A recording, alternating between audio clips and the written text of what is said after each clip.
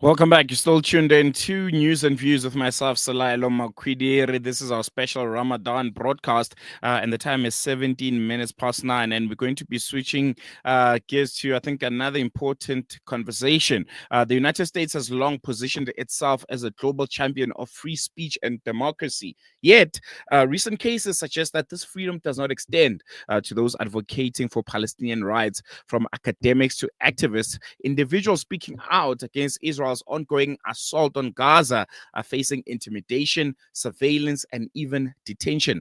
One such case is that of Mahmoud Khalil, a lawful permanent resident and Columbia University graduate who was unlawfully detained by the Trump administration, ripped from his home, and sent to a detention center in Louisiana, all in retaliation for his advocacy. And this isn't an isolated incident. It reflects a broader crackdown on voices critical of Israel's actions, with scholars and researchers facing visa revocations, employment threats, and professional blacklisting. And to help us unpack this disturbing trend, we are joined by Dr. Quraysha Sooliman, a postdoctoral researcher in the Department of Political Sciences at the University of Pretoria. And she has closely been following this story. And as an academic herself, I'm sure she would have some valuable inputs to give us. Doc, assalamu alaikum. Jazakallah so much for joining us. Really appreciate it. Wa alaikum salam wa rahmatullah. Welcome. Thank you for inviting me. The pleasure's all ours. I think we can kickstart the conversation to the heart of the story. The intimidation, the targeting of, academics who are proving to be advocates for Palestine in the United States. We've seen cases like Mahmoud Khalil and many other academics who are facing backlash for their views.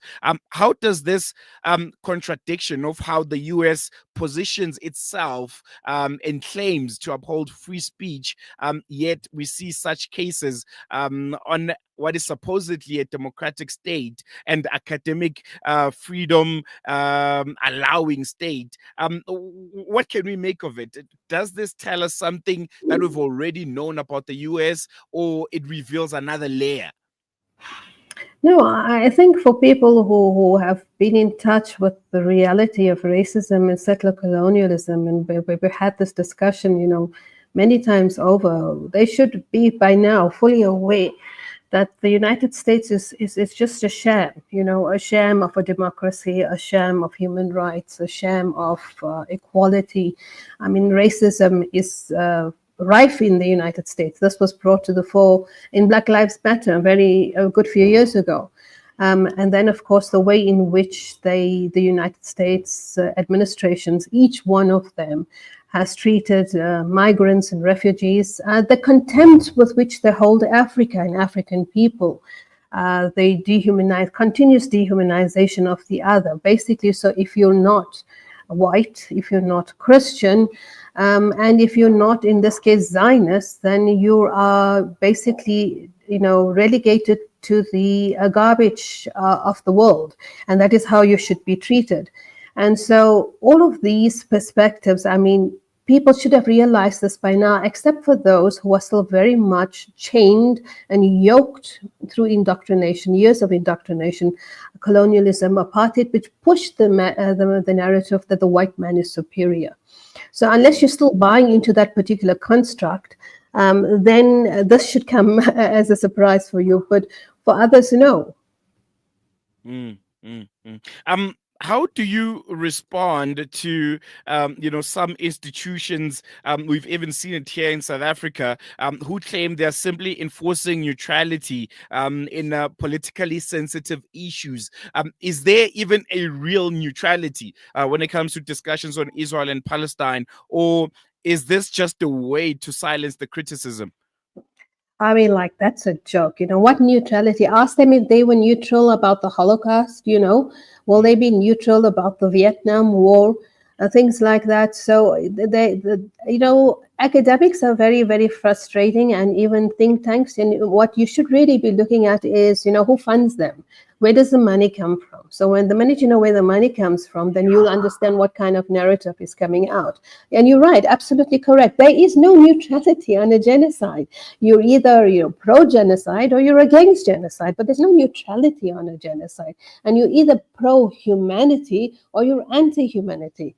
So this, yeah, you're right. Again, is to silence dissenting voices, to silence basically the underdog. As Frantz Fanon said, the lesser beings, those in the zone of non-being, the non-beings, from raising questions and holding to account these individuals who claim to be the superior. And all of it is playing out in the way in which treated the Ibrahim Rasool, the constant attack on South Africa, the reignition of the genocide in Gaza. All of this ties up with their particular agenda. You are just not allowed to question. Basically, we are the big bosses. That is what America, the Zionists, and some of the European states say. We are the warlords or the overlords. Let me put it that way. We are the overlords, and what we do is correct. Might is right.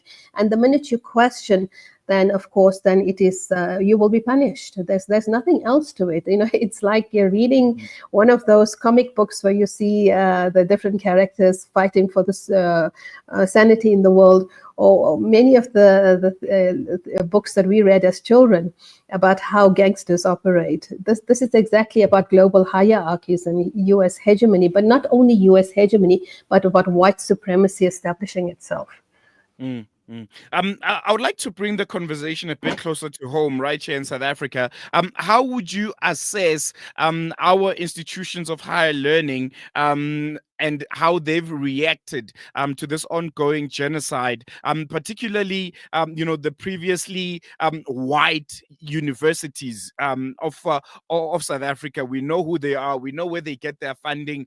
Just a quick assessment on their reaction.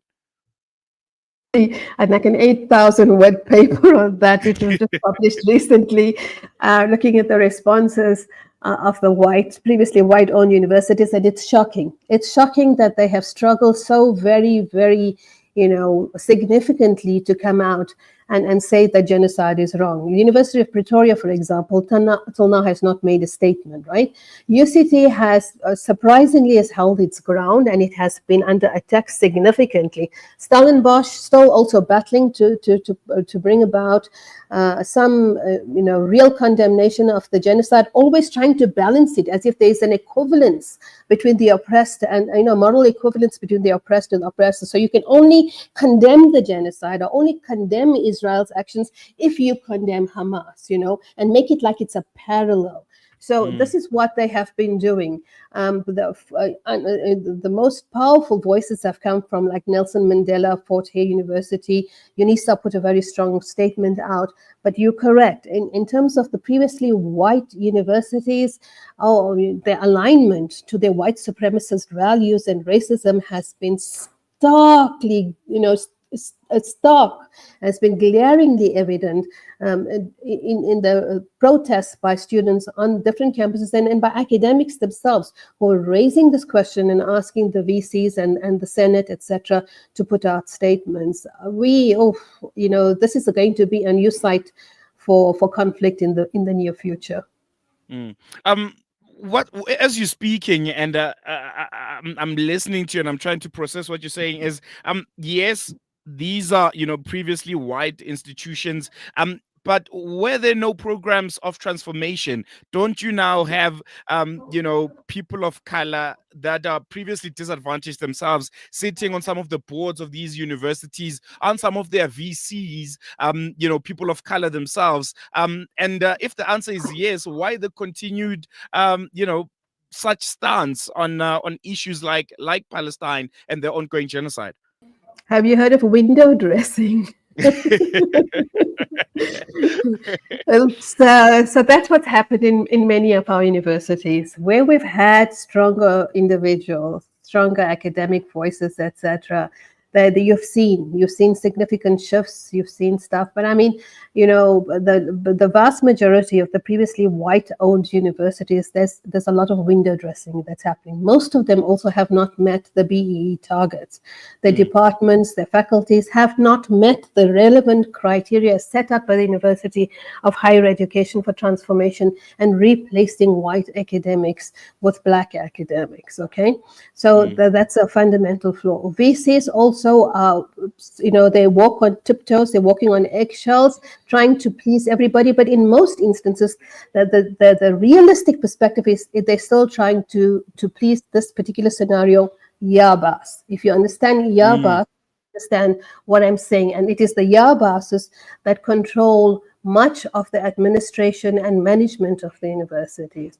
So although there may be changes happening in different departments, in smaller faculties, in little institutes and centers, we have not had the kind of transformation that we wanted, that we hoped for, especially during Fees Must Fall and the call for a decolonized education. I think we're going to leave on that note. Dr. Quraysha Sooliman, always a pleasure chatting to you. Really, really appreciate your valuable insights. Thank you so much.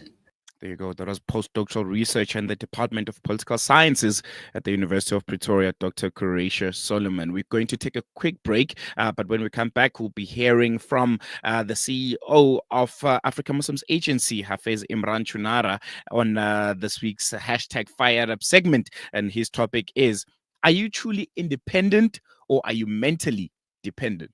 It's going to be an interesting one. Take a listen.